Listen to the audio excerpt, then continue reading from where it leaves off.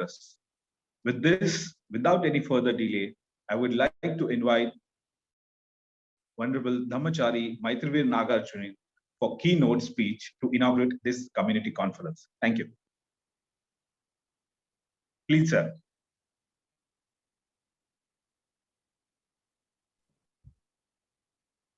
Namo Buddhaya, Jai Bhim, and very good morning to all of you.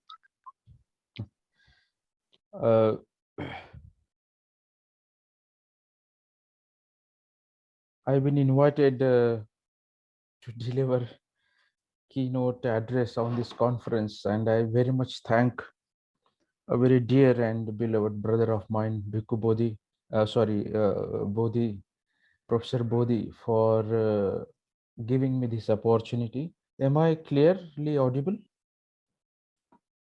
Okay, okay. I can see only few faces, so I don't know. It's difficult to communicate. It's very clear, very clear. Thank you, thank you. And I think it's for a long time, more than 2 decades, with some of my very close friends, including Brother Bodhi, I have been thinking on this subject and topic. I myself been introduced, ordained, and try to practice and understand the Buddhist theory, philosophy, and how it transforms ourselves in terms of our practices. And therefore, to think and how to think about the Buddhism itself, you see what I mean? How do we understand in our own time? It's a big challenge. That's the opportunity I got today. I think I have spoken a lot on various themes on Buddhism. I probably it's the first time I'm speaking on this particular theme called Navayana Buddhism. I was thinking for a long time. So I deeply thank Brother Bodhi for giving me this opportunity.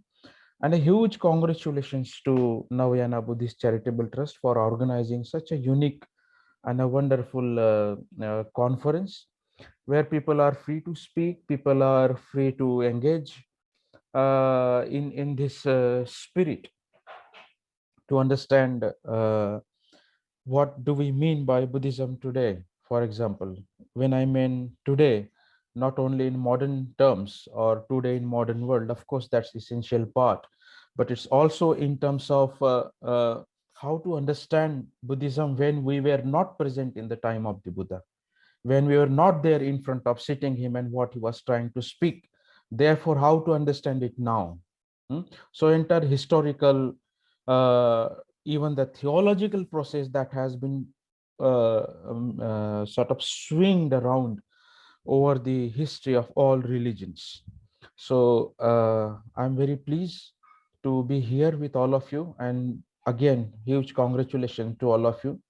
I also wanted to take an opportunity to welcome my student friend, Bhikkhu Ayupala from Burma. He is here. Ayupala, are you there?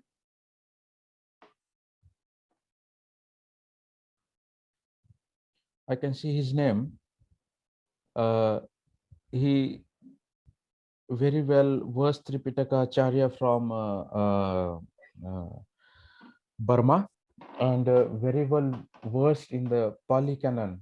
So I invited him to have a test how let's say Navayana Buddhism look like. That's one of the question I'm. Hello, Ayupala. Hello. Hello, Ayupala. I can say good morning to everyone. You are muted. You are muted.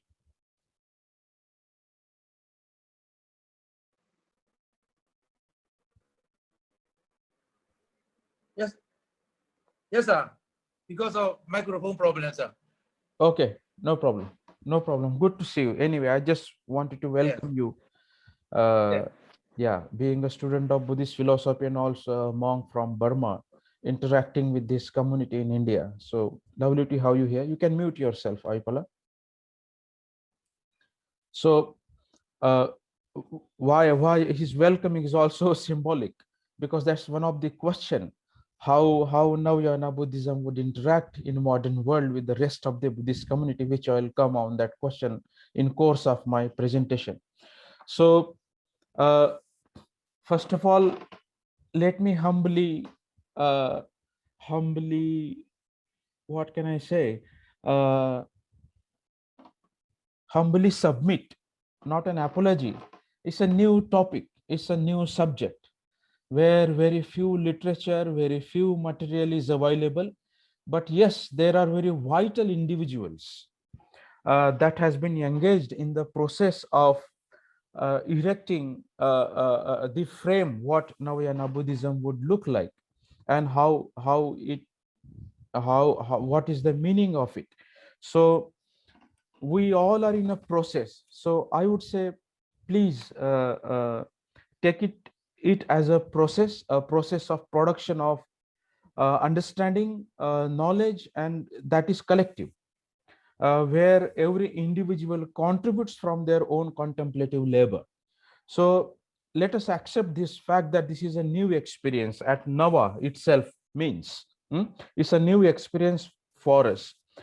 Nonetheless, when it is new, does not lose its historical, traditional, philosophical, intellectual, theoretical, and practical or pragmatic legacy of what we are trying to understand, what we are trying to relate with in modern time. You see what I mean?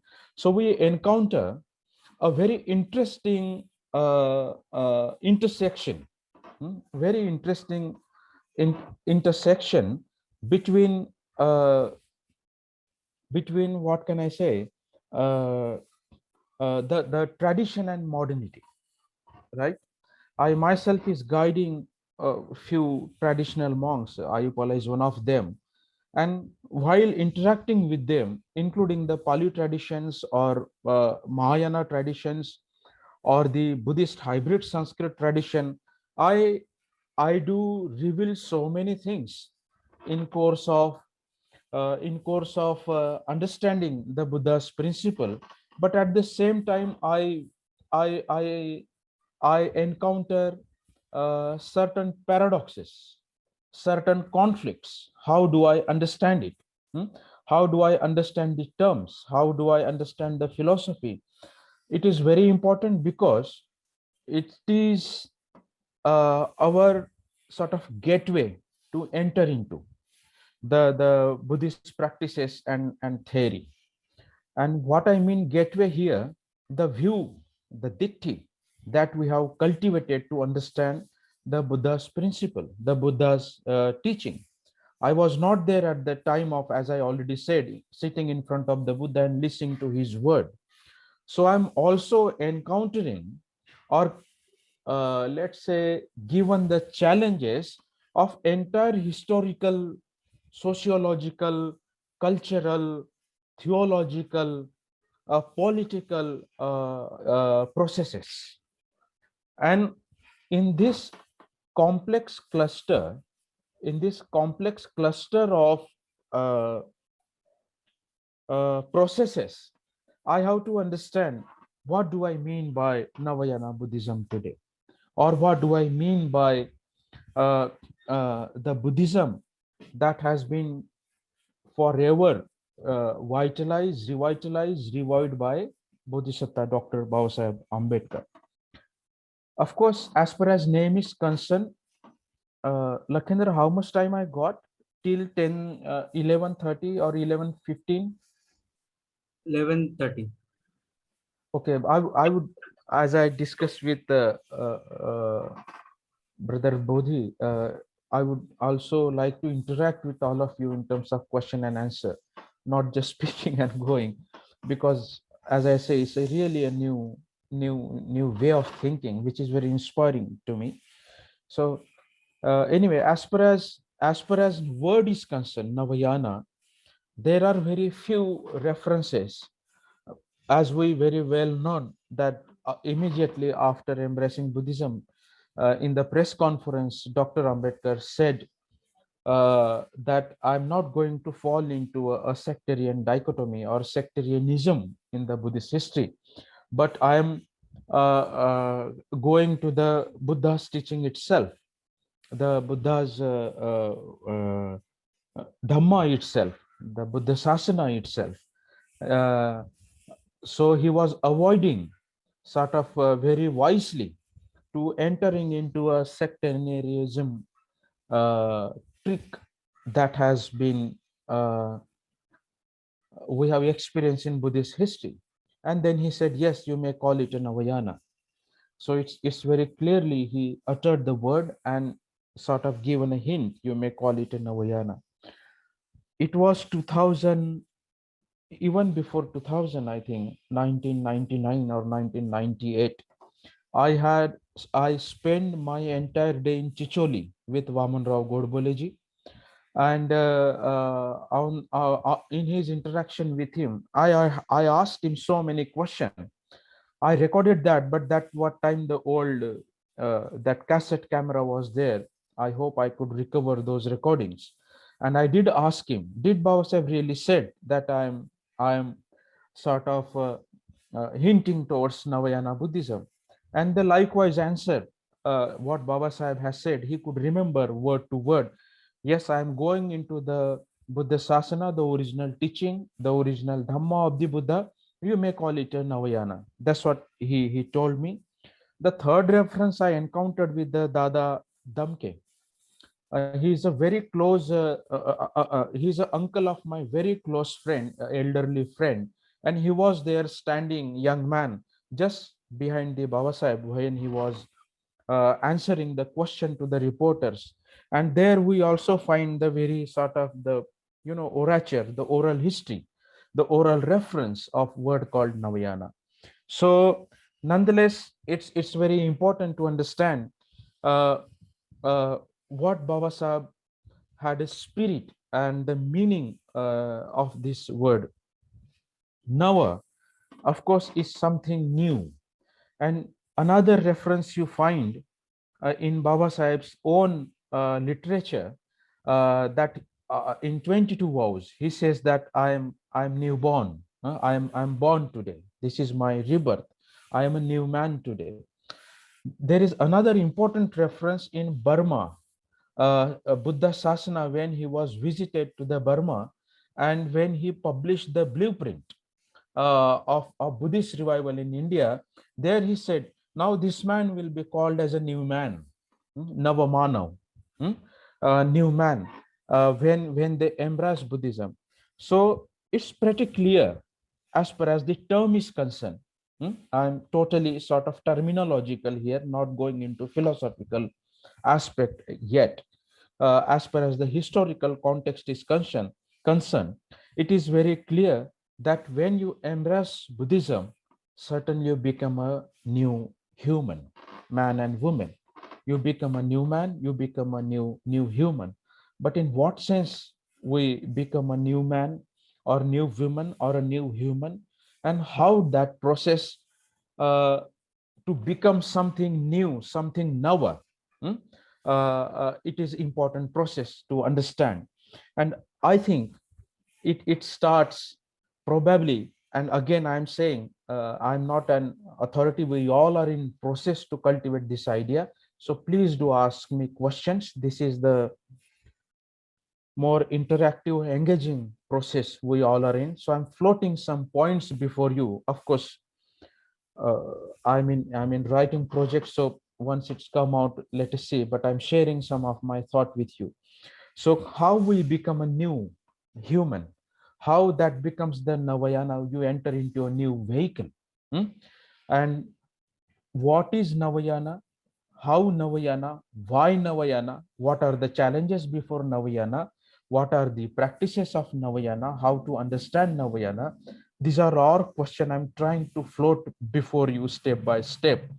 May not be in detail, but in given time, I can only give some glimpse of it and let us interact on that basis. That would be the best way to begin of this wonderful conference. So we become new by embracing what can I say, a new processes in new processes in the history, new processes in the knowledge production, new processes in transforming ourselves. And when I say new, there is something to challenge which is old, isn't it? It is implicit in that. When I say I have a new shirt, that means I don't have a new. I'm giving up the old shirt. So when I'm embracing new, what is new in it? And when I say new, please, let us not reduce down that newness to the great legacy and the cultural, philosophical, epistemological, ontological capital that Buddha has given to back up that Navayana. You see what I mean? It's new not in abstract, new not in terms of a blankness. Oh, there was nothing, so I'm giving you something new. It's not as simple as that. You see that when Dr. Babasaheb said, I'm going to embrace the forgotten son of this soil who was covered in the dark clouds, and those dark clouds has been gone, a new light has entered in. These are the powerful words. Miss काय म्हणतात त्याला शारे उभे राहतात. What do you call that? You get that energy from the words of Dr. Ambedkar. Now I'm introducing the forgotten son of the soil, which are hidden in the dark clouds of the, well, Brahmanical clouds, that's what he meant, but entering into a new light to look the new history, new culture, new heritage that India itself has forgotten. So this is also important in terms of geopolitical understanding of Buddhism. We are sitting here in very land of the Buddha himself. I'm not talking from New York. I'm not talking from London. And I'm not talking from Japan. I'm not talking from Bangkok. I'm talking from Buddha's land itself, where it took birth and it gave new life to ancient India. It gave new understanding to human progress, human potential, and therefore it also delivered a sort of new horizon of liberation. It's extremely important to understand that. Without acknowledging that historical, cultural, epistemological, ontological, even metaphysical, aesthetic understanding, we would not able to give justice to something called Navayana. Otherwise, we would, as others do, I'm afraid, others, I don't want to speak in that language, that Dr. Ambedkar is the constitutional maker. Dr. Ambedkar is a leader of Dalit community. Dr. Ambedkar is a very good economist. Dr. Ambedkar is was a great man, a statesman, and so on and so forth. Yes, he is, but he is much more than what we understand of Dr. Ambedkar. You cannot catch the Bodhisattva's mind, I'm afraid. It is so huge and so vast. People have reduced down Dr. Ambedkar to mere constitutional, social, or political leadership. He was certainly a greater than that. So in that sense, how can I put it? It was, I think, Lalamani Joshi, when he was commenting on Indian Constitution, said that Indian Constitution set a new standards for the forgotten India who lost its values of liberty, equality, and fraternity. So this mere document called Constitution is sacred because it irrelevance the rest of the sacredity that has oppressed the Indian civilization. If you read Lalmani Joshi very closely.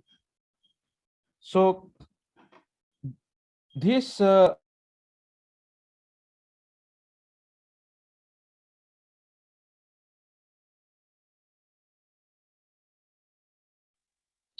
Sir, you unmuted.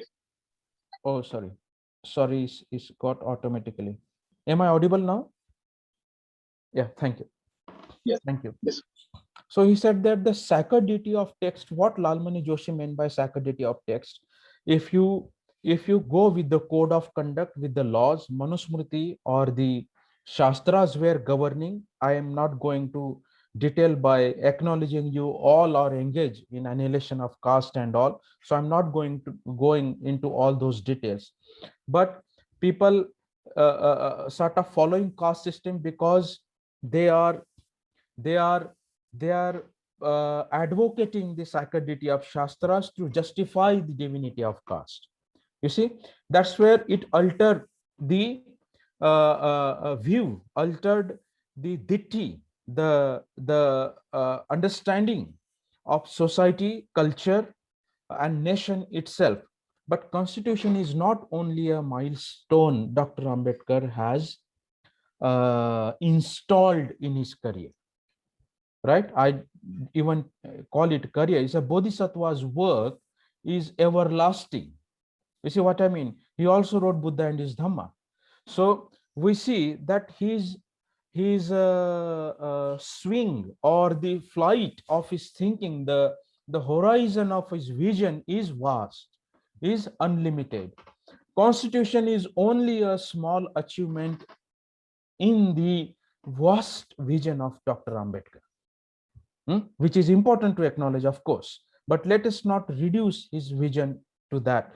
Only an enlightened view, only a man who has seen through the new horizons can bring back society to the right thinking, to the righteous thinking, in other words, to the new ways of thinking. That's what I would try to put it. So who can give that method? If I speak of, let's coin the word called Navayana method. What will be that Navayana methodology? Dr. Ambedkar's method is not imposition. Dr. Ambedkar's method is not justifying divinity or even freedom at the cost of religion. He popularly said that religion is for man, man is not for religion. You see what I mean? So his method is to dispose unrighteousness, dispose the mithya in Pali term with the satya, dispose the mithya with the satya. So he was basically correcting the wrong views, the ditti, in Pali term. So disposition of mind was his method. Change of mind was his method. And ditti, view, forms the mind. So very important relationship one needs to understand. I wanted to say at last, but let me just say at the beginning, I sort of, the challenges I wanted to speak at last, but maybe it's good idea to give these words at your ears. These are the modern nidanas, the Nava nidanas, I would call it. Nava nidanas that Dr. Ambedkar has given. And what are those nidanas? Do you understand nidanas? That one step leads to the augmentation to the higher state, right? Like Shurtapanna, Urjvagami, Sakrutagami, Arhat, and Samma Sambuddha, the Bodhisattva. These are the nidanas that if you practice metta, your self will be expanded, right? You will be more inclusive. That is eventually is going to happen if you practice the Dhamma. That is the very essential indicator of the Dhamma, that it must kill your prejudices, it must kill yourself. For example, the Atman, English is not, well, is good language, but not enough to equip the profundity of Pali, I'm afraid. Metta is not loving kindness, by the way. When I say awareness, well, sati and the smriti is something different spirit that brings in satipatthana. The mindfulness is not enough word to embrace the vision of the Buddha. So it's also a language that has a limitation. With that, try to understand my point. So when I say nidanas, so the Baba Sahib has given the method in terms of nidanas. And what would be the Navayana nidanas or Nav nidanas in that sense? What would be his methodology? What is his structure? The structure, first of all, is a disposition of mind. What mind has thought, probably that is not mind has caught, right? When I see this is a glass and this is a reality in front of me, this is a transitory reality I'm perceiving. You see what I mean? If I put this glass into a freezer, the same liquid becomes the solid. If I put under 100 degrees Celsius, the very nature of this dravya, very nature of this water changes. So this is the transitory reality I'm experiencing when I am perceiving. So Dr. Ambedkar can see through the wrong views that people have held for 2500 years besides the Buddha's time. If I minus Buddha's period when he was alive, right, and directly preaching to his disciple, both monks and nun, lay men and women. So we have seen that whirlpools that has been swinging in the Buddhist history. That's what Dr. Ambedkar was trying to avoid to go into, right? Because anyway, I have really no time to go into Hinayana and Mahayana discourse. I'm sure time will come, we will have study sessions together in future. But in given 1 hour, I have to do justice to this subject. So his now nidanas would be disposition of mind in that sense. Mano Pubbangama Dhamma, the very first verse of the Dhammapada. And if you dispose the mind, you dispose your views, the ditti that you have acquired. And what Buddha says about ditti, unless you attain or seen through the reality or seen the reality with your direct experience, not through textual narration, not through intellectual or dry intellectual reasoning, unlike like West, right? When you realize that pratyaksha, the direct experience of somebody, you alter your view. You have a new ditti, navadrishti in that sense. So it delivers you a new view.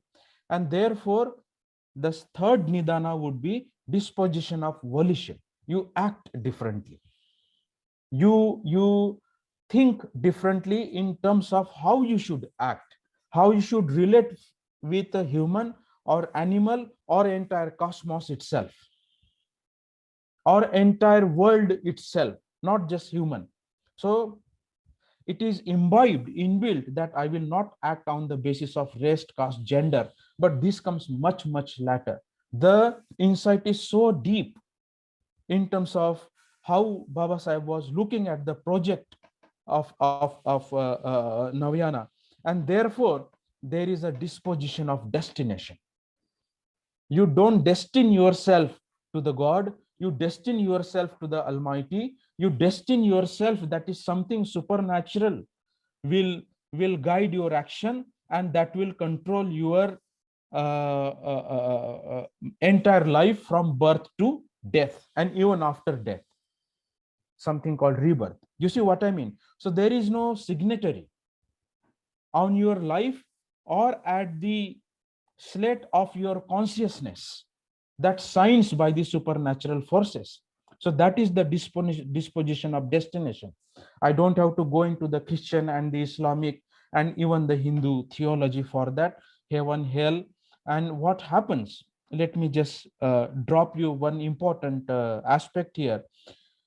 Most of the philosophies, most of the knowledge productions in the human history were very heavily loaded by theology. Therefore, I'm calling it a destination. Very Spinoza's ethics, Kantian transcendental idealism, Berkeley's idealism, Plato's republic, or even Thales' substance. When you come to India, the creator called Brahma, or the Purushukta references as a divine sort of origin of your birth. So the knowledge production and the views and the philosophies are terribly heavily loaded by theology, and theology becomes sort of a synonym of philosophy.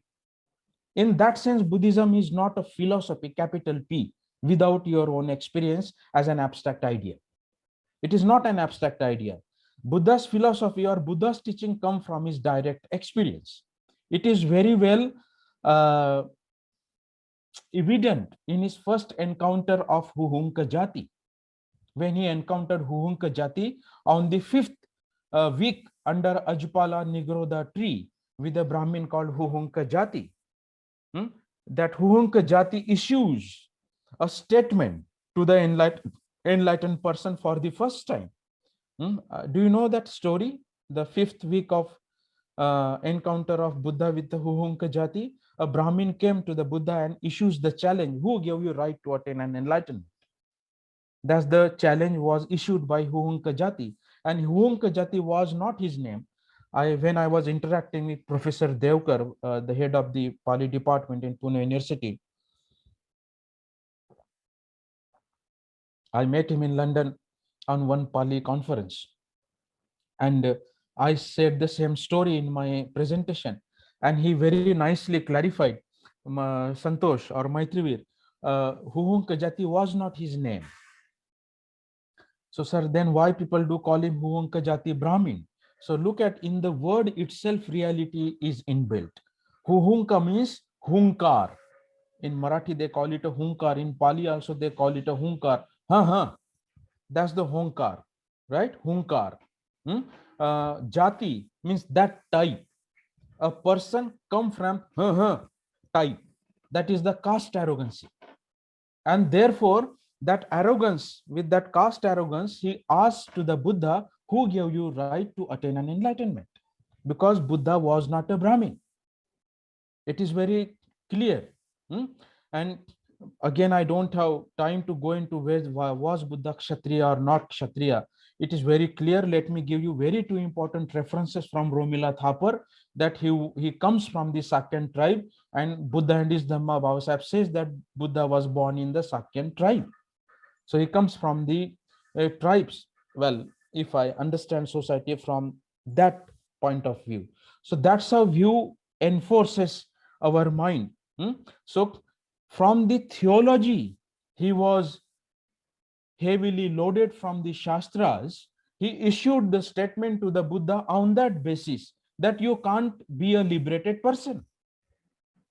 You can't attain an liberation, moksha, according to his theology, which Buddha called moksha. Moksha means mukti, basically. Ksha becomes kakha in Pali. So moksha, or the door of liberation. So Buddha was a liberated person. But according to his view, according to his theology that he has articulated his view, Buddha was an unliberated person. And then Buddha replies back to the Huhunka Jati, na jacha hoti bamano, na jacha vaslo hoti, na jacha hoti bamano, kamuna vaslo hoti, kamuna hoti bamano. This is your worth that makes you a liberated person, and this is your kamma that makes you a liberated person, not your birth. So that's the disposition of destination Buddha not imposed, exhibited from his direct experience. And he gives, Brahmana, speak to me if you attain enlightenment or knowledge from your direct experience, not from textual experience, not from speculative thoughts, not from, in Brahmajala Sutta, the speculative views, mithya views, 64 kind of views. The entire beginning of the Tripitaka literature starts from the Brahmajalas, Digga Nikaya's first sutta called Brahmajala Sutta. So it's a correcting of views. That's the disposition of destination. According to Dr. Ambedkar, he brought by bringing a new ditti, new view, new light into human society. And my final nidana in that series would be, thus the enlightenment, thus the liberation, therefore liberation. If, as I was talking about the connection between view and mind, of course, view influences mind. But if mind does not get liberated, what's the point to practice Buddhism? What's the point if my mind is not liberated? Therefore, there is a possibility, there is a chance to alter, to change that epistome, that ontology, that cognition, that volition, that destination, and therefore liberation. You see, these modern Nidanas, Navayana Nidanas, Dr. Ambedkar has delivered to us. A genius. Therefore, only Bodhisattva like Dr. Ambedkar can have a capacity to dispose the mind that has been full of the kleshas or full of the mithyaditi, wrong views. That's the Navadrishti Dr. Ambedkar has given, and that's where this Navayana intervenes in the Buddhist project. That's where Navayana intervenes in the historical context, cultural context, religious context, theological context, sociological context, even governance context, citizenship context, economics context, and everything. So it's so unfortunate that Baba Sahib could not live after embracing Buddhism for a long time to define what he really meant by Navayana Buddhism, or what he understood the Buddha as his Mahaguru when he says that, right? Yes, he gives a lot of strong germs, lot of strong seeds in his literature, which beyond Buddha and his Dhamma, he had a plan to write about iconography, about symbolism and rituals and so on and so forth for the Navayana or new Buddhist who became Buddhist. So you see that process in his life in 1935 when he says that change of mind, I would call it, when I not die as a Hindu, that is disposition of mind. That is his change of mind. And he alters intellectually and spiritually in Annihilation of Caste. In Annihilation of Caste, Dr. Ambedkar intellectually, theoretically alters that disposition of mind, clarifies. He's not just delivering a talk. He is giving a new epistome to understand the Shastras, the caste, the divided mind, and sort of the unliberated mind. Why it is not liberated? Because they are heavily loaded by the theology, whether being a Western or Eastern. Let us not reduce down even Annihilation of Caste to the India. What Annihilation of Caste he meant, essentially the annihilation of self, the notion of fixed view, the notion of mithyaditi that Brahmin carried for the Buddha, therefore white might have carried for the Eastern, or even the monks carried for the Upasakas, or the privileged class might have carried for the underprivileged class in entire history. You see the plebeians and the patricians. These two examples Dr. Ambedkar gives while understanding this mithyaditi. Why even the position of Senate in Roman Empire, plebeians achieve, but because they were underprivileged people, only patricians will take the power in a Roman Empire. And how do you do that? They all are elected. You cannot deny that. Plebeians are elected, patricians are elected. Then why don't you give them a power in the Roman Empire? Censorship means determining your citizenship in the Roman Empire. Otherwise, you are not citizenship of Roman Empire. Therefore, your rights will be taken away. This is a very powerful position. So how would you do that? They call the Oracle of Delphi. No. We are willing to give you a power, but it is the divine command of the Oracle of Delphi that are not allowing plebeians to come into a power. So it's not only the India's annihilation of caste. So huge responsibility, brothers and sisters, we got before you the moment we utter even a Navayana. That's how I see the project. You see the profundity. Why then Dr. Ambedkar is challenging the divinity and sacredity of the Shastras. And Shastras are not only Hindu Shastras, all divine sources in the world that polarize humanity into privilege and underprivilege. And suffering and the liberation is needed for both. Let us understand that. So it's very inclusive theology, not even a theology, it's not a right word to use. A very inclusive ontology, epistemology, interpretation, intervention that Dr. Ambedkar is trying to bring into the entire history of religions in the world. You see, not only Buddhism. I will go into that if I have a time. So that is the disposition of mind, disposition of Ditti, Dr. Ambedkar is interviewing. And what is Ditti? The raw interpretation that comes on our mind, we interpret that into a ultimate reality. And that's where these wrong views, heavily loaded by theology, has been distorted by the mythology and fantasy vis-a-vis reality. Because if Jesus died at the cross, and who killed the Jesus?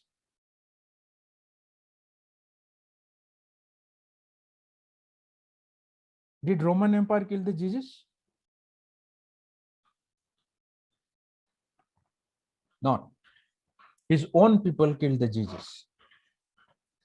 And then you find the cross, the very cross where he was crucified. You find the historical evidences. And after his death, then you celebrate, after Good Friday, the Easter, the resurrection of Jesus. So your mythologies are so wisely clubbed with the realities. Your mythologies very wisely justified with the realities. Like a Virgin Mary, and you still find the house of Virgin Mary in Jerusalem, right? You find the first wall of temple after Babylon captivity. You find the Red Sea where Moses was driving his slaves back to the Jerusalem. So this historicity and the mythology is so wisely clubbed by the privilege when religion get institutionalized. And Dr. Ambedkar so radical in pointing out that even in traditional Buddhism, that the privileged has been preserved. You find that dogmatic and the privileged assertion even in Buddhist history to some extent. And that's how we understand the loaded philosophy by theology. So that's what it happens in distorted view. And Dr. Ambedkar is so wise to see through it. That's his genius. At times, I can't sleep when I think of him. It's astonishingly clear. No one could able to think that. That's where newness comes. That's where new light comes. That's where Navayana comes. When Ayupala is here, even when I'm interacting with such a well-versed Pali, Tripitaka Acharyas and traditions, I find some struggle to communicate how I have to understand Buddhism in my own experiences. It's nothing to do with modern time, quote unquote. When I say Buddhism is relevant today by Baba Sahib, does that mean it was relevant in Buddha's time? Therefore, Baba Sahib making relevant in my time, and after 100 years, it will not be relevant. That's not the meaning of it. Therefore, I'm clubbing the capital of Buddha's teaching itself with the Navayana. We cannot deviate that, what Baba Sahib is deriving his force from. So the views that is heavily loaded by theology, clubbed with the fantasies and mythology and turned into a reality. Therefore, even after interacting with so much intellectual scholars in Buddhism and Christianity and Islamic theology, it's very difficult to communicate what Buddha has to say to them. It's not superficial goodness we want. It's not superficial harmony we want. And down underneath, we carry the wrong views in our heart. That would not serve the goal. That would not serve the goal. See, in that sense is the total transformation. So all self-conscious animals, like human, self-conscious being, carry that implicit view in us. That's what Buddha says in Brahmajal Sutta. We carry that implicit views, and those implicit views needs to be challenged systematically. And that's the job Buddha first time did. And that's the job, according to me, in modern time and in our own time, Dr. Ambedkar systematically did. You see the connection, that conformative biases in terms of Hinayan, Mahayan, Vajrayana or Zen Buddhism. Dr. Ambedkar did not fall into that trap. So only a clear mind, only an enlightened mind can think through this. Otherwise, I will also form a new movement In that sense, brothers and sisters, we should be careful. Navyana must not become a new set. You see what I mean? Over the period of time, it is not bouncing each other out, but it's an inclusive. That's where the Dr. Ambedkar is drawing the fundamental essence of the reality, of the true nature of reality derived from the Buddha himself. So that's one of the challenge we have, and that disposition of view, you see, Dr. Ambedkar has done, and from that point of view, world need not to be a problem to us. Try to understand this argument now. When I say, oh, these Dalits are dirty people, women are inferior, untouchables are not clean people, gypsies are not clean people, whites are has some advantageous capacity. And mind you, with the little knowledge of my philosophy and theology and history, every single philosopher made this mistake in the history of philosophy. Every single philosopher from pre-Socratic till Kant and post-Kantian, and India is not an exception for this. Everyone carried that implicit view. Even Kant said that the whites are racially superior. Darwin said that there is a special arrangement in DNA. You might have read the recent articles. So every thinker, evolutionarist, theologist has slightly, in spite of all respect for their virtues and genius that they have delivered to the modern world or to the ancient world, they slightly mistrack the realities. This is only the Buddha. He did not move an inch from the track of reality, which is ultimately true. And I'm not saying because I am Buddhist, I'm not saying because I'm the follower of Dr. Ambedkar. I know this water is a transitory reality. I know from my own experience. It's not Buddha is telling me. You see, yes, Buddha revealed it for me. And I can sort of have an attempt to understand that. But I know this plastic will be melted into a sort of liquid if I heat it. I know this is transitory. So this is Anitya is a point of view. The transitoriness of the reality, the point of view that makes us aware. And therefore, from that point of view, world need not to be a problem for us. Why untouchables are a problem for others? Why blacks are problems for others? If I speak in that, I don't want to speak in black and white language, but let me be informal here.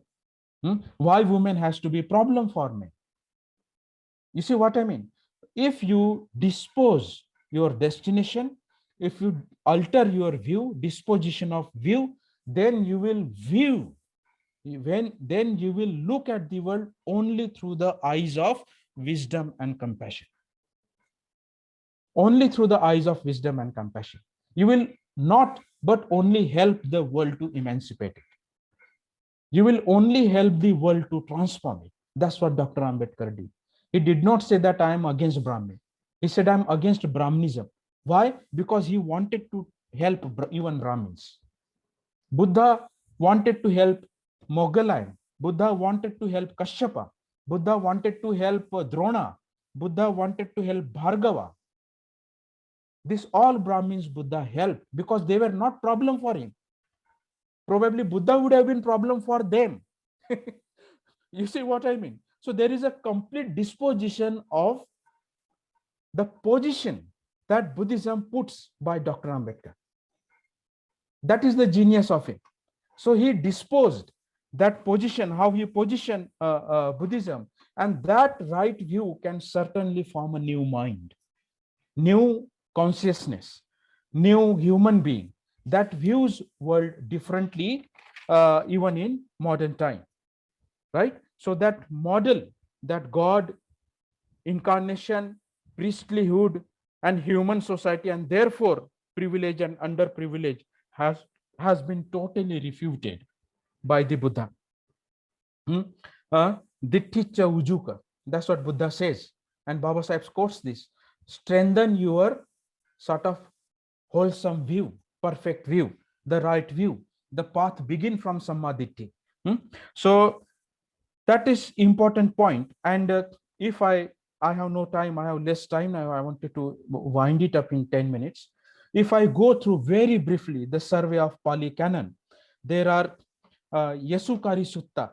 Yasukari Sutta, the Yasukara Brahmin believed that is in Majjhim Nikaya, believed that the Brahmins have a superior position in front of the Buddha. And Buddha said, no, they do not have superior position because of their birth. Buddha clearly said that.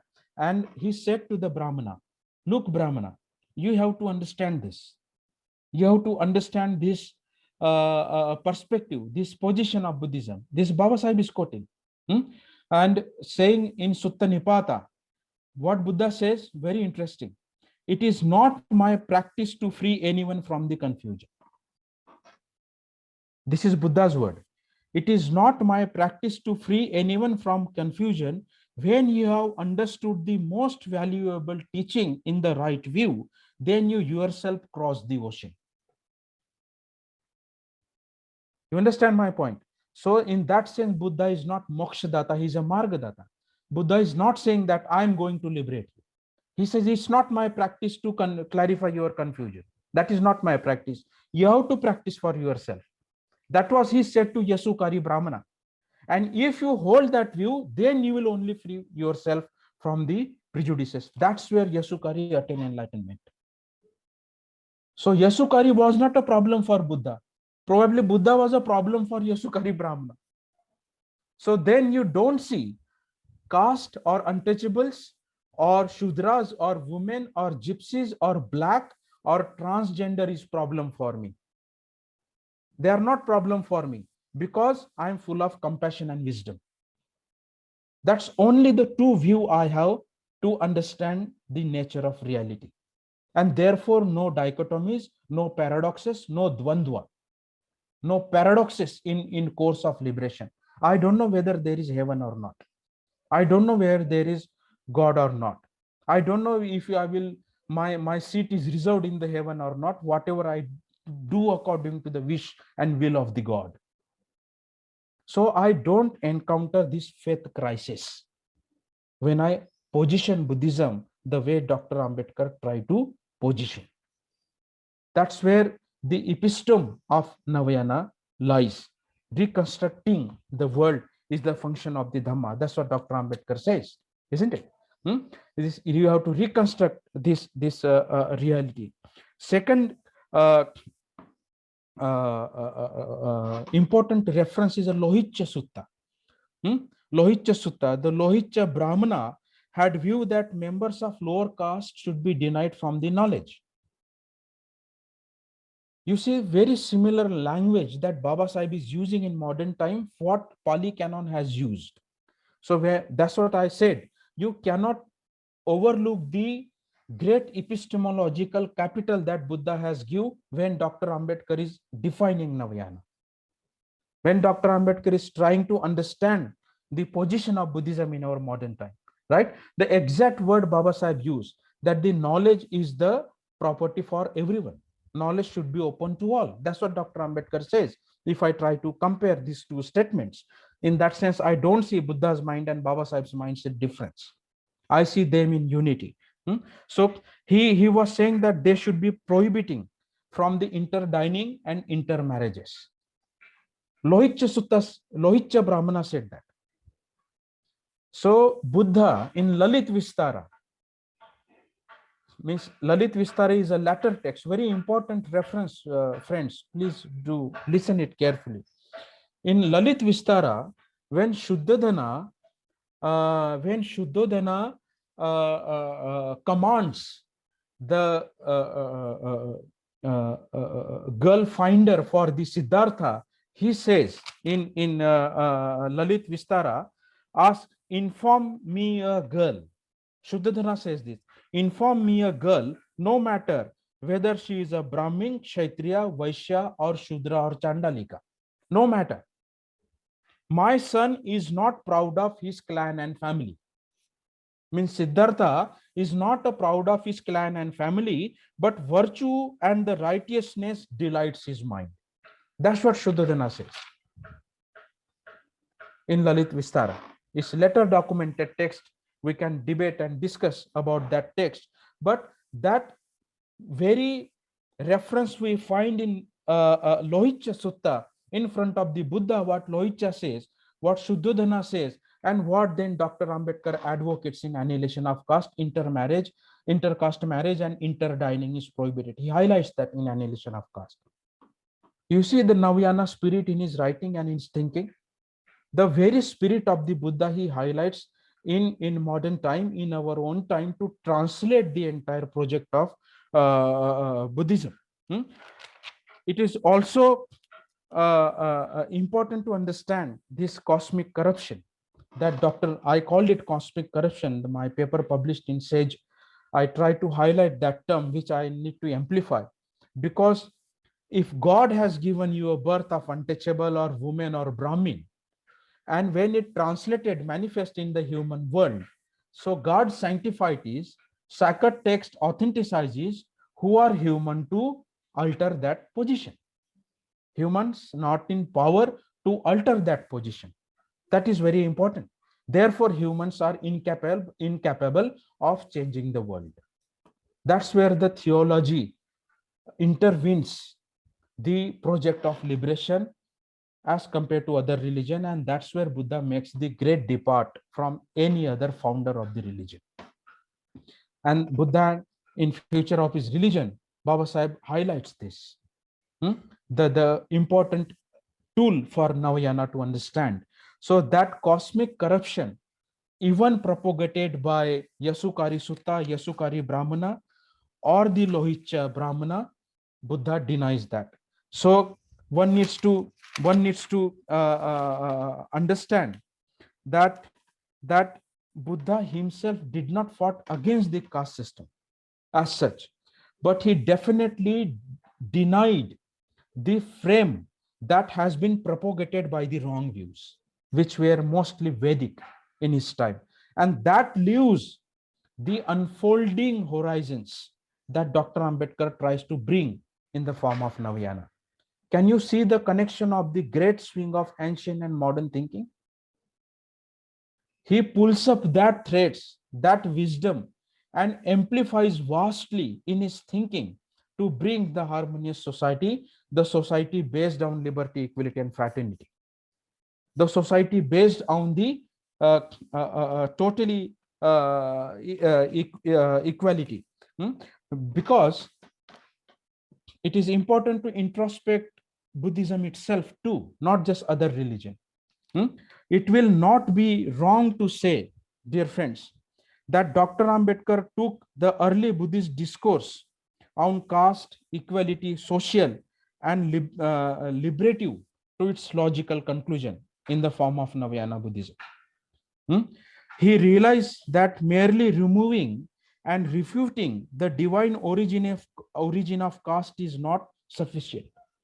Removing the divine origin of view is not sufficient to shake the foundation of mental slavery.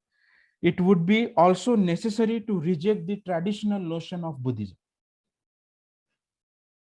Traditional notion of Buddhism, where you have a hierarchy of monkhood and layhood, where you have Buddha acknowledges hierarchy only in terms of experience.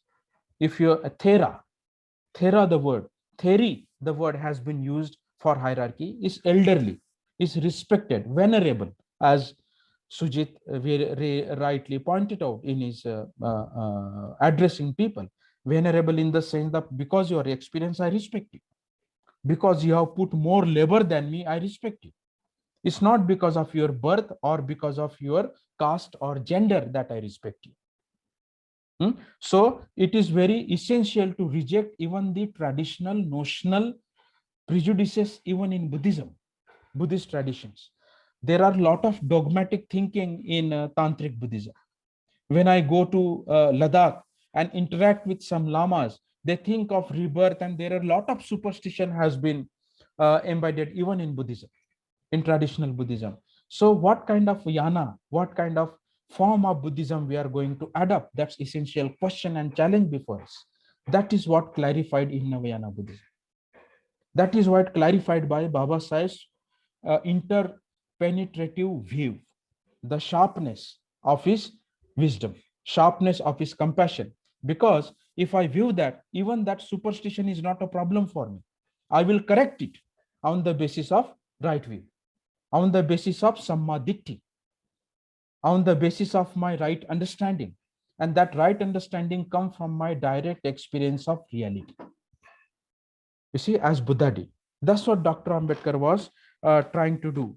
On the basis of Buddha's Anatmavada, or on the basis of Buddha's no self doctrine, he did it.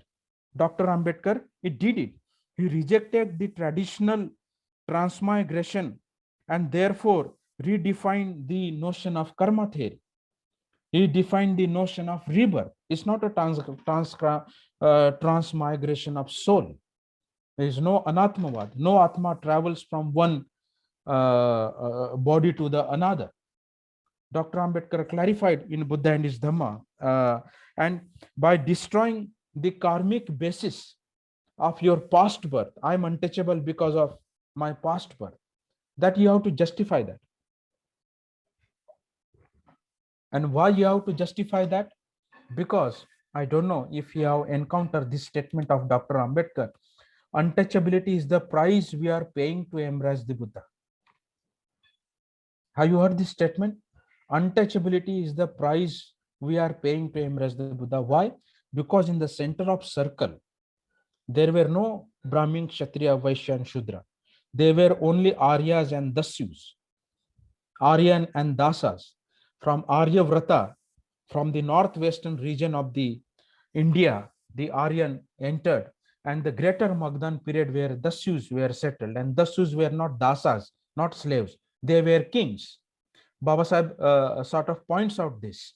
He says that no Shudra became a king before Buddha's revolution. Therefore, the cultural revolution is prior to any revolution, he says, in annihilation of caste. Why he says that? No Shudra became a king, because they were not allowed. And when any Brahmin visit to the greater Magdas, because it was a fertile land, the wife will not allow his husband to enter into a house unless he purifies him, because he came from greater Magda Desha, Jambudipa. And he has to purify himself when he comes back to the Aryavrata. That purification rituals were there. So in that sense, if we see the karmic basis, why you are untouchables, why you became slaves, is because of your past karmas. It's very easy justification given by the theological views by the Brahmins to untouchables. But that was not the case. They were ruling in greater Magda. Bimbisara, Ajatshatru, Ashoka, they all were kings. In Janapadas, they all were kings. Lichavis, Sakyas, Kosalas, they had their own empire. So why I determined themselves as Shudras or lower? This is precisely what views imposed by the Shastras and the religion. And therefore, Dr. Ambedkar also clarified, do not misunderstand that the rebirth and the karma theory on the basis of your past karma, you are untouchable in this karma. It's very easy excuse through God has been given to the humanity to enslave them. How would we clarify that? That's where the Nava Ditti, new perspective, is extremely important to understand. So he rejected that sort of, because it was adopted by later Buddhism. And Dr. Ambedkar was not agree with that later Buddhist thinking, that your birth is the basis of your past karmas and therefore you are untouchable. So, and therefore you are such and such caste. So that alteration has been done even in traditional Buddhism by Dr. Ambedkar. So in that sense, he brought Buddhism into logically conclusive mode in terms of heavy philosophical thinking. Single-handedly, he did that. That's the new perspective Dr. Ambedkar has given. Well, at the concluding part, I wanted to say just few points. He very clearly identifies the notion, caste is a notion of mind, and take a stand of the Buddha. He says in Annihilation of Caste. And as I already said, is nothing to do with caste per se. It is with a prejudiced view in that sense. Caste is a view, and caste is a wrong view that that has been very well said in the Vasetta Sutta. So interesting. Caste is a notion of mind, Buddha said, not Baba Sahib said in Annihilation of Caste. In Vasetta Sutta, there is a reference. In Kamma Vibhanga Sutta, there is a reference. So you see how Baba Sahib was bringing Navayana into experiential mode, not just dry rationalistic mode, not just speculative mode, unlike West and even traditional Buddhist East and the Orthodox Vedic religions. Three modes: theological Western views, traditional Buddhist views, and Orthodox Vedic views. The three huge traditions Dr. Ambedkar is challenging when we say Navayana Buddhism. That's how he was altering. Caste is unnatural. Buddha said to the Lohitya Brahmana, and Baba Sahib says in Annihilation of Caste.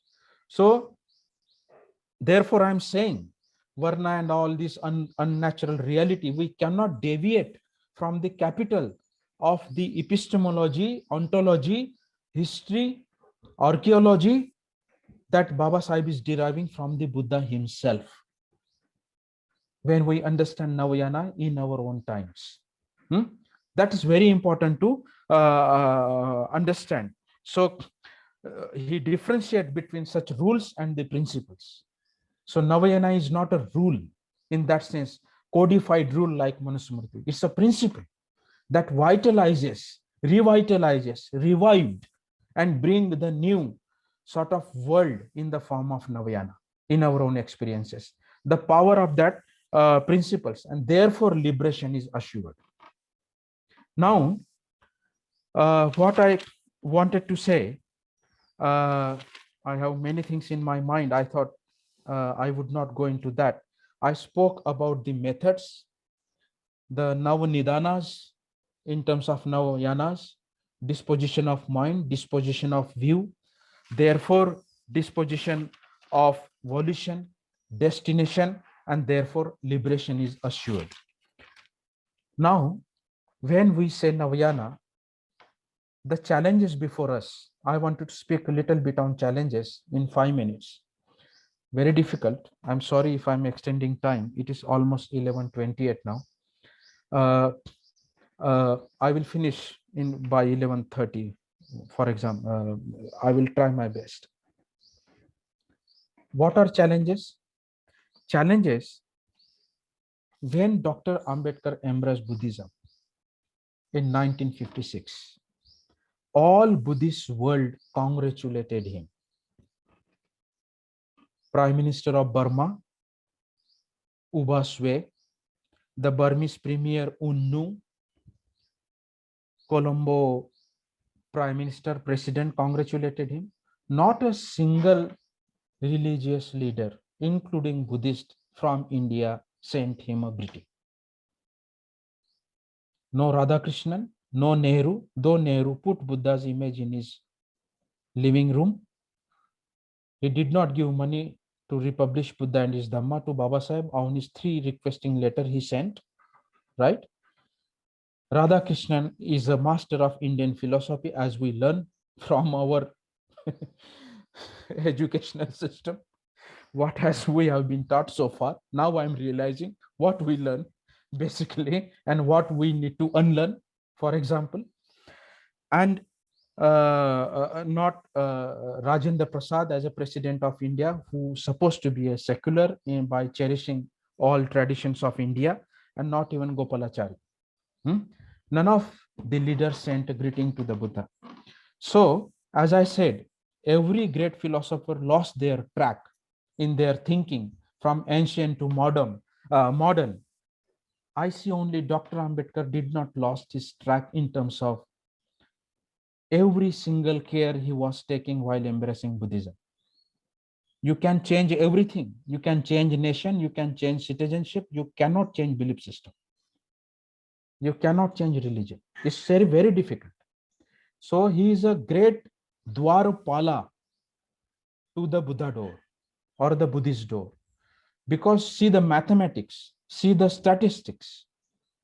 Dhananjay Keer says that Dhamma Chakra was set revolving by the Bodhisattva, greatest religion, religious revolution humanity ever witnessed, and in our modern time not going to retrieve again. Means it will not fall back again, this revolution of Dhamma, the Dhamma revolution. That is the word Dhananjay Keer puts in his biography of Dr. Ambedkar while quoting this event. So the challenges before us when we say Navayana Buddhism, when we label things, when we name things, as Dr. Ambedkar himself said, I don't want to fall into sectarian politics, sectarian dichotomy. Likewise, being a son and daughters of Dr. Ambedkar and the Buddha, we must not fall Navayana into a new sect. We have to be careful. But what is Navayana? Navayana is a community where people go refuse to the Buddha, Dhamma, and Sangha. It's a community which is engaged in disposition of view. That is Navayana. The Nidanas I try to put. The disposition of your mind, alter a reformation of your mind, and therefore we are reforming the world, as Dr. Ambedkar said, right? And we will not fall into the cultish thinking. Otherwise, so many new cult will come, and we will make Dr. Ambedkar is a founder of Navayana, therefore Nagarjuna is a founder of Mahayana, and therefore Buddha is a founder of Hinayana, and therefore Dzogchen is a founder of that Zen, and XYZ master is a founder of XYZ sect. That's not what Dr. Ambedkar is aiming at. That's the very fundamental revolution and a beautiful revolution Dr. Ambedkar brought in when we say Navayana. So we should be exhibited ourselves as a liberated being, liberated human being, not falling in the dichotomies, but removing the dichotomies and the contradiction. In the very preface of Buddha and his Dhamma, Baba Sahib says this: removing the contradiction of Buddhism is a prime goal when I defining the Buddhism. Look at how beautifully he said that contradiction we cannot afford to fall into. And how would we see that? How would we see that? I don't want to go into the census, but you see, when Mahar community embraced Buddhism, they grown more than OBC community, more than the other community in terms of education, in terms of confidence, in terms of their, how can I say, the inferiority they have get rid of. I'm not highlighting particular community, brothers and sisters. Please don't misunderstand me. Census studies are saying this. In that sense, it's the mathematics, it's the statistics, it's the statistic of experience, it's the mathematics of experience that will prove the Navayana. So a lot of people must be liberated. And Dr. Ambedkar has shown it. I am a product of that process myself. My community has benefited, my family has benefited. Now, that must be exhibited in every community. You see what I mean? Not by falling into a particular community. That is Navayana. It is inclusive. So it is relevant to me. That is the adaptation. Because my parents, my grandparents understood Buddhism. And as I told you story, I interacted with those people. So it is an adaptation. But what about following? That is the Navayana challenge. Adaptation is okay. So everyone adopted. Brahmana adopted Vedas. Christian adopted Bible. Islam adopted Quran. And therefore, then Mahars adopted Buddha and his Dhamma. It must not be the case. Buddha and his Dhamma is for everyone. Navayana is for everyone. Yes, adaptation is good, because he's benefited. But question is how Navayana will now benefit to everyone.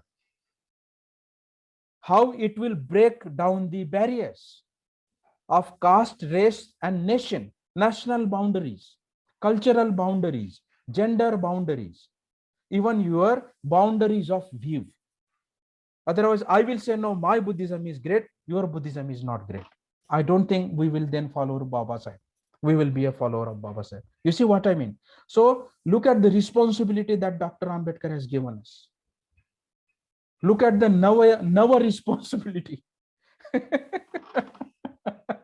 That new responsibility in the form of Navayana that Dr. Ambedkar has given us. Otherwise, people will blame me, Buddhist world will blame me कि महारानी धर्म बाटवला. बोलले ना Baba Saheb. Otherwise, people will blame me that I contaminated Buddhism. Let us, brothers and sisters, not do it. So Navayana is an expansion. Navayana is an inclusion. Navayana is a breaking down the barriers. Navayana is a liberation. How will I board into a ship if it not promising me to take me safely to the another shore of the Bhavasagara? So that's the ship has been created by Baba Sahib. Let us cultivate it very carefully in terms of thoughts, in terms of epistemology, in terms of history, in terms of archaeology, because I already said it's a geopolitical. I'm sitting in the very land of the Buddha and speaking. So the another responsibility lies. Westerners don't discover head of the Buddha when they dig their soil. American don't discover head of the Buddha when they discover dig their soil. But I do, and I have connection with that. I share that very historical, archaeological, ontological, epistemological, even religious connection in that sense. You see what I mean? Not religion in institutionalized hierarchical religion. That's the another responsibility lies beyond the before the Navayana. Third responsibility. Buddha, Baba Sahib said, what is the place of the Buddha in Buddhism? Didn't he say that? बुद्धाने आपल्या धर्मात स्वतःचं स्थान काय ठेवलं? What the place he has kept for himself in his Dhamma? Nothing. No place. Dhamma is the center of Buddha's Dhamma, basically. Buddha is a teacher, Mahaguru, to communicate that to us. But the Dhamma principle, Essa Dhammo Sanatano, Buddha says that I am only revealing the ancient Dhamma. I am only telling you what there was already been. Otherwise, how it can be a truth? If Buddha discovered truth, of course Buddha discovered truth. Try to understand my subtleties in my argument, please. Otherwise, I'm very prone to misunderstand. You see what I mean? I'm assuming that I'm speaking with my interaction with Brother Bodhi. Therefore, I have a courage to speak this. I'm having that confidence when I'm speaking this. I'm saying, yes, Buddha is a discoverer of truth, but how he can be discoverer of truth only if he says it. It has to be Essa Dhammo Sanatano. It existed before him and it will ever last after him. Therefore, it is true. And Buddha came in a time and space when he revealed this new insight. Even who is the founder of Navayana? Buddha himself, probably. You see what I mean? So Navayana, that Ditti has been given by Buddha himself. So he is the pioneer of Navayana, articulated by Baba Sahib for us in our own experience in that sense. So Buddha placed nowhere as I am the center like other founder of religions. Likewise in Navayana Buddhism, the challenge is the beauty of Baba Sahib. He did not place himself as a center of Navayana. He did not say, I'm a founder of Navayana. It's very important to understand. All religious founders and also all sectarian Buddhist founders kept themselves in the center of their sect. Therefore, mastership comes in. Baba Sahib did not do that. Baba Sahib did not keep himself at the center of Navayana. He said that I am only giving you this vehicle, you board it and cross the ocean. And he gave the perfect ship. the ship that promises liberation. It's not only dukkha is a center. Dukkha is for me, when I say dukkha, untouchability, caste, race, rape, and so on and so forth. Dukkha is also for Ambani and Adani. Dukkha is also for politician. Dukkha is also for West. Dukkha is also for white. Dukkha is also for black. But it's the transitory nature and the Anatma doctrine or the principle that Baba Sahib founded a ship on, where everyone can board in, not only untouchables, not only whites, not only Brahmins, but everyone. That's the challenge before us, not making the hero worship, not making the center of like Baba Sahib himself said for the Buddha, we have to say that for the Baba Sahib himself. He's not the center of Navayana, but he is a vast than the little vehicle that he has given us. And that limitation of gaze, either from west or east, we have to be understand, and how that will be benefited, that we have to prove for coming generations. That is the responsibility in us. That is the responsibility of youngsters that who are trying to understand Navayana Buddhism. It has to ever last. Otherwise, we cannot afford to retrieve that Dhammachakra Baba Sahib has launched in the form of Navayana Buddhism. So it is benefited in adaptive sense, but now the challenge is how to create that following, how to create that practitioners, the engaged people who can understand the Buddha's essential teaching, which are not bouncing each other in the name of sectarianism, but inclusive in the great ship of Navayana that defines Buddhism. In that sense, Baba Sahib is a big Dhamma Dwarpal, big initiator of this process.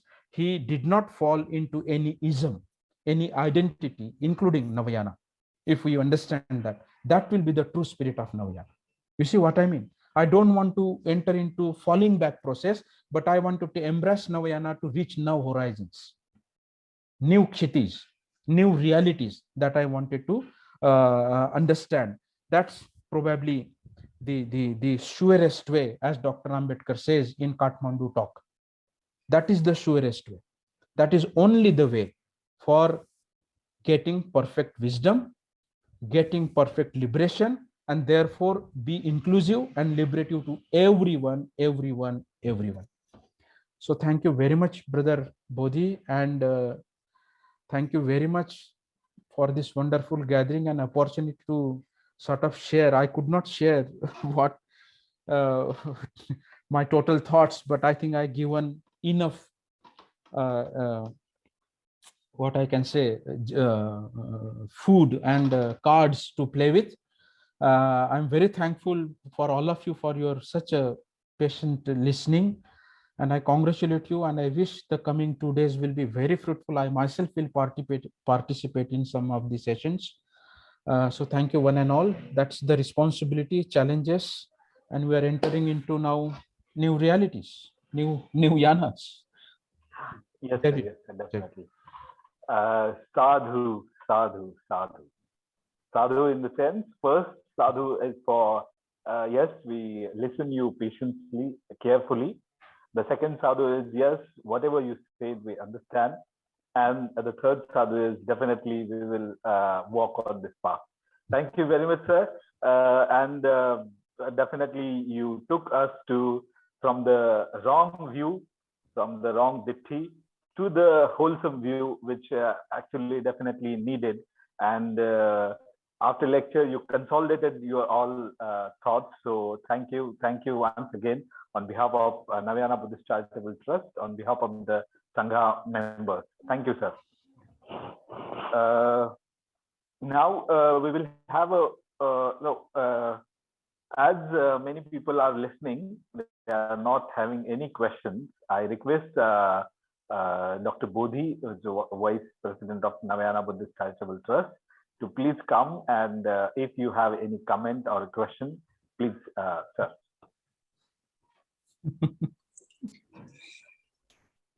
Yeah, I think we have already run very short of time. It's a wonderful exposition that my brother Maitri has given. It's important to note that sometimes when we listen to each other, especially in a community conference,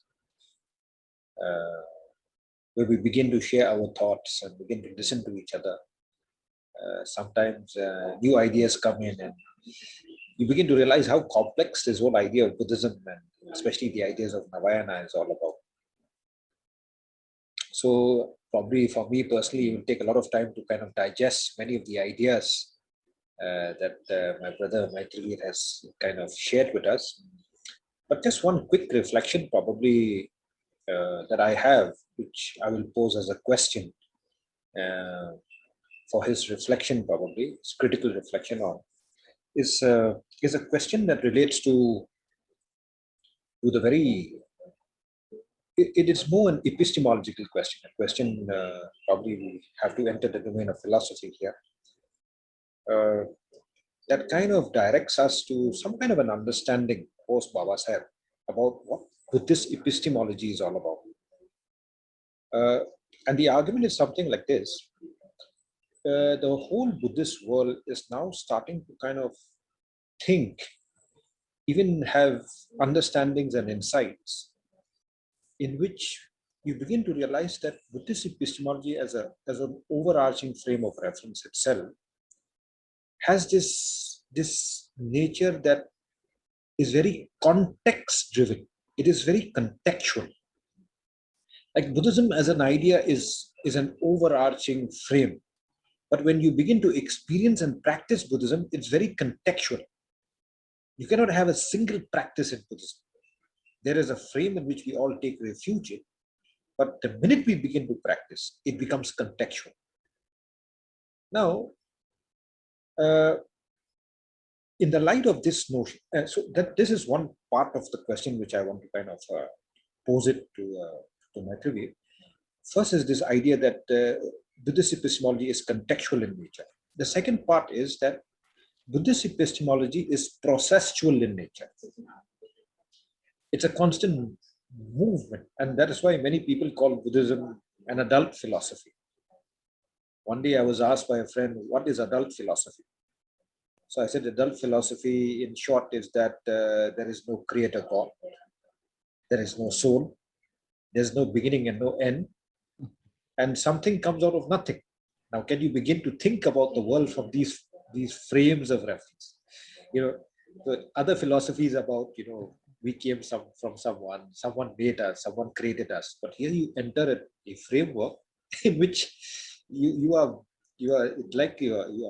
floating in a frame of reference that is so vast that you can't even state where it begins and where it ends. In that sense. So the second part of this epistemology is this processual nature of Buddhism. That's why many of us call it process philosophy. We are not analytical philosophy. We don't even posit ourselves as critical philosophy. But we say it's processual philosophy.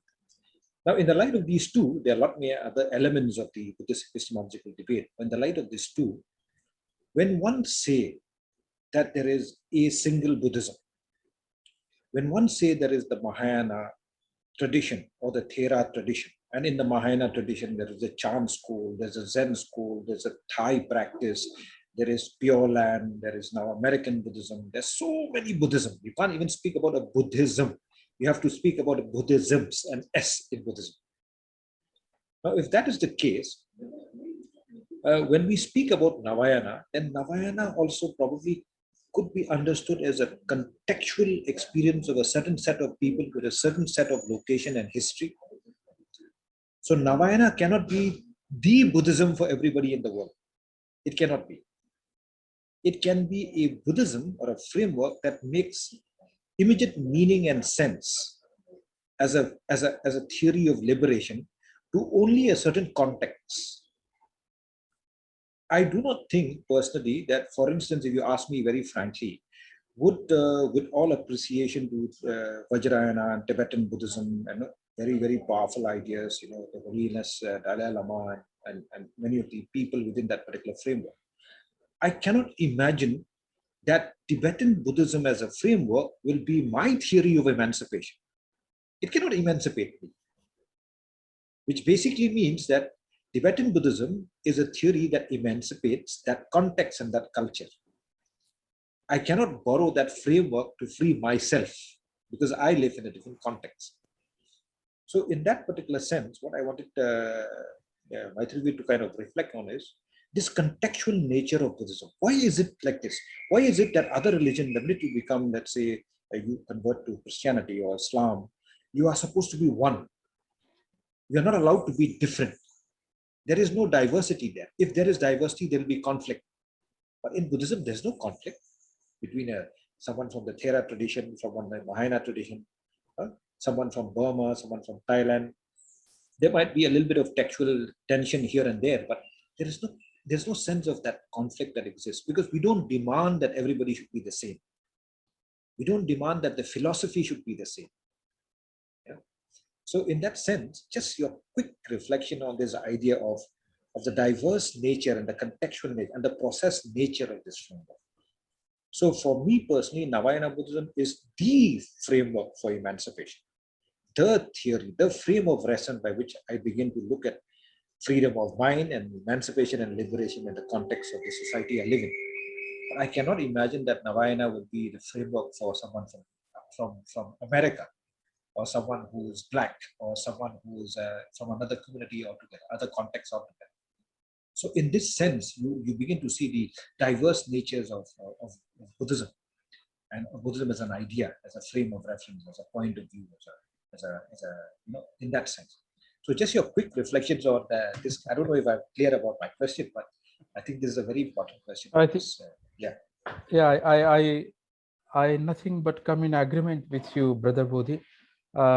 Very interestingly put it out, and it also gave me a chance to sort of say something in the context you asked. First, let me see the process. I do agree. Buddhism is a process philosophy. It can't be a finished product, ED. The moment we say finished product, then I declare myself something, whether inferior or superior. I declared something, I take a position, italicize, you see, and that position probably might turn me into a fixity, Atmavada, as you rightly said. There is no soul. What did you say? Dalit philosophy or Dal philosophy? I could not follow that word. No. If someone asked me Dalit philosophy, you said I'm sorry. Adult philosophy. Adult. Adult philosophy. Oh, sorry. I'm sorry. I missed the word. I said that people used to ask me, why do you say that Buddhism is an adult philosophy? Adult philosophy. Adult philosophy, right. Yeah. Right. So exactly, by taking the already you have given answer in your question, because on that basis, can I really take a position from where I should stand in the cosmos and view the planet? So no position is fixed. And because there is no beginning and no end, if this is the beginning, then what lies here? Then if this is the beginning, what lies here?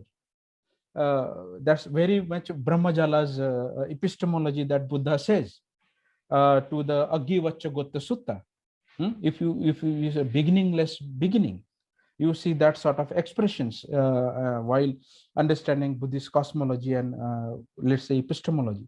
So we can't have that fixed position objectively in the sense of world, cosmos, planets, earth, origin. In fact, one monk comes and asks Buddha, who created this world? And Buddha says, that's the wrong question. Ask me how world has been created. There are processes. The world has been created. So I totally agree. Yes, it's a process philosophy. The moment we say the finished product, we fall into a trap of Atmavada, selfhood, the soul, and objective in the sense of, just as I said, in terms of word, but also subjective. Subjective in terms of who am I? Where is my soul? Is it a Kshatriyatma, Brahmatma, Vaishyatma, Striyatma, Shudratma, Safedatma, Kalatma? You see, I can create manifestation of these Atmas, which jeopardize my epistome. and will put me in the valley of suffering ultimately. So it's also subjective, that I can't hold that finished view that I am the great or I am the inferior. Both the way it's wrong. And I think you are right. In that processes, we attain liberation. Therefore, it is liberative. And however lofty is a religion, if it is not set us on the freedom of mind, that is of no use. In that sense, I would say there are good Christians, there are bad Christians, there are good Hindus, there are bad Hindus, there might be good Buddhists, there are bad Buddhists. So we are not position ourselves, as you rightly says, this is the theory, this is the point of view. The. So we liberate from that fixity, dogmatism, and we enter into processes that liberate us. That sets our consciousness at the path of liberation. So that's first response. Contextualize is very right. Yes, you're right. Navayana Buddhism can't be the Navayana for everyone. That's what I said. We are avoiding that trap of sectarianism, including Navayana. I already said that, including Navayana. We can't say Navayana is the best. But also it is important in the history, wherever Buddhism gone, it brought the best of its culture. We have to understand that. So best of the Japanese culture brought by Buddhism. The Lotus Sutra and Saddhamma Pundarik and so on and so forth. Best of the Tibetan and the Chinese tradition brought in terms of the Prajnaparamita or Heart Sutra, whatever. The best literature, the best human values has been withdrawn. Whatever context Buddhism has traveled in different cultures and different communities. So now Buddha, when answered to Huhunka Jati, he was Brahmin, therefore he used na Jacha Vaslo hoti, na Jacha hoti Bhamano. Had Huhunka Jati been replaced by a woman, Buddha would say na Jacha Stri hoti, na Jacha hoti, na Stri hoti Bhamano. Had it been Shudra, Shudra is not lower or upper. So Buddha contextualizes perfectly. That's what I would say. Buddha contextualizes rather perfectly, rightly, righteously, wholesomely. Because when you say right and wrong, there is a problem with that translation. Even perfect, then what is imperfect? I don't want to go into that. I would say wholesome, fulfilling, liberating. So Buddha liberated. So it liberated West, it liberated East, it liberated black, it liberated white, it liberated Brahmin, it liberated untouchables. That's the best contextual epistemology Buddha can give to the world. Last point.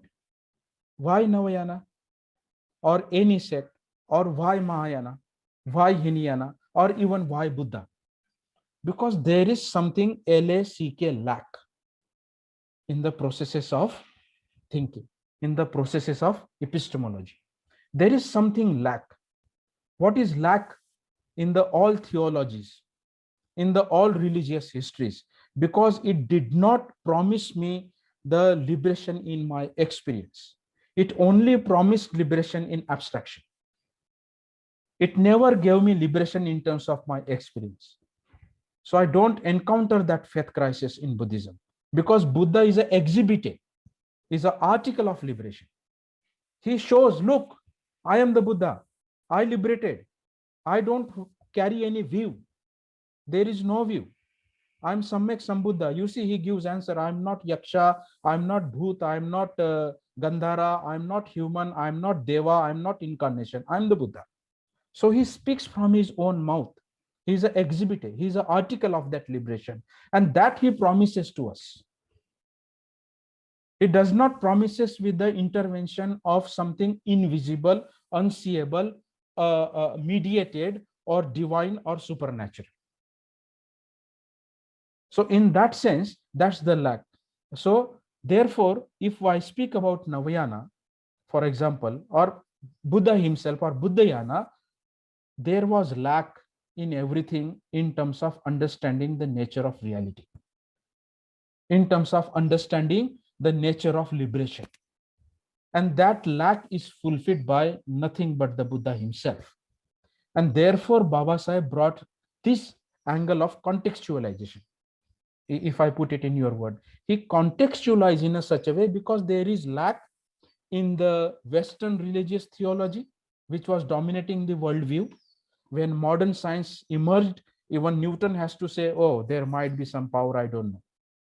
Bruno has been burned alive in front of the church.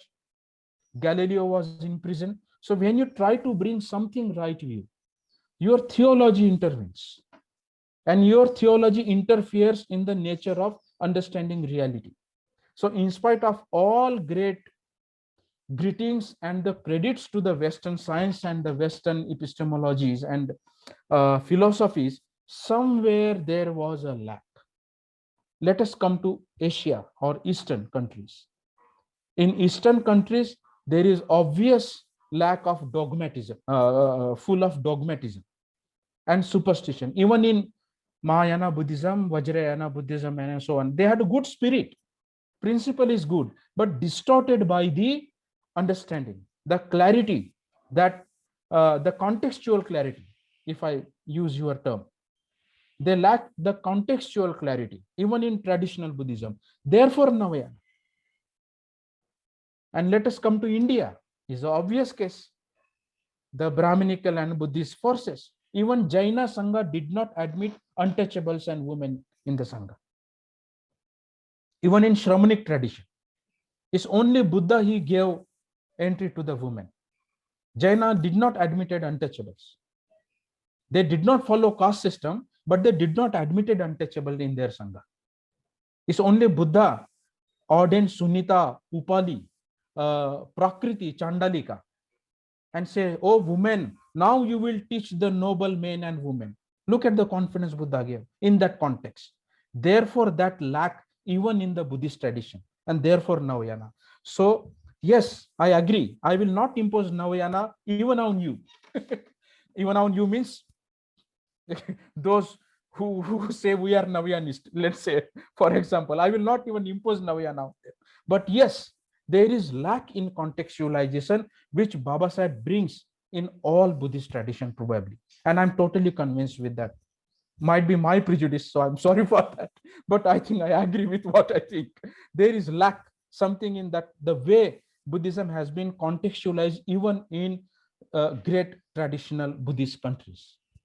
And Baba Sahib is critical of that. Does that? Thank you. Okay. Sujit, Lakhinder? I'm sorry I carried on a long